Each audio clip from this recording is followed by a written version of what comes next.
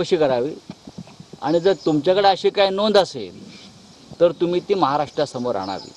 हे मुख्यमंत्री एक नंबरचे खोटारडे आहेत, एक नाही एक नंबरचे, बरं का, एक नंबरचे खोटारडे आहेत। गृहमंत्री त्याहून खोटारडे आहेत। त्यांनी महाराष्ट्राला का मूर्ख समजलंय का? आम्ही विरोधकांना काय एवढीच काम आहेत? महाराष्ट्रामध्ये ठिकठिकाणी अत्याचार सुरू आहेत। काल पुण्यामध्ये झाले, अकोल्यात झाले। काय करतात मुख्यमंत्री?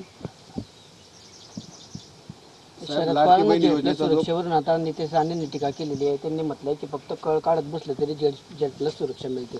नेमकं चाललं काय नेमकं? त्याच्या बापाला पण केंद्राची सुरक्षा आहे ना, त्याचे जे पिताश्री आहेत ते काढून घ्या ना। त्याने कुठली कळ काढली? बरं का, हे अशा लोकांना गृहमंत्री आवरू शकत नसतील शरद पवारांसारख्या ज्येष्ठ नेत्यांवर। हां, याचा अर्थ असा आहे की केंद्र सरकारवर तुमचा विश्वास नाही, मोदींच्या सरकारवर, अमित शहांवर, गृहमंत्र्यांवर। तुम्ही तसं पत्र लिहा मग की तुम्हाला काही कळत नाही। त्याच्यामुळे महाराष्ट्र ज्यांना सुरक्षा दिली आहे केंद्राने ती काढून घ्या। त्याने पत्र लिहावं आहे आणि अमित शहांना पत्र लिहावं की तुम्हाला काय कळत नाही, तुम्ही मूर्ख आहात, तुम्ही कोणाला सुरक्षा देताय।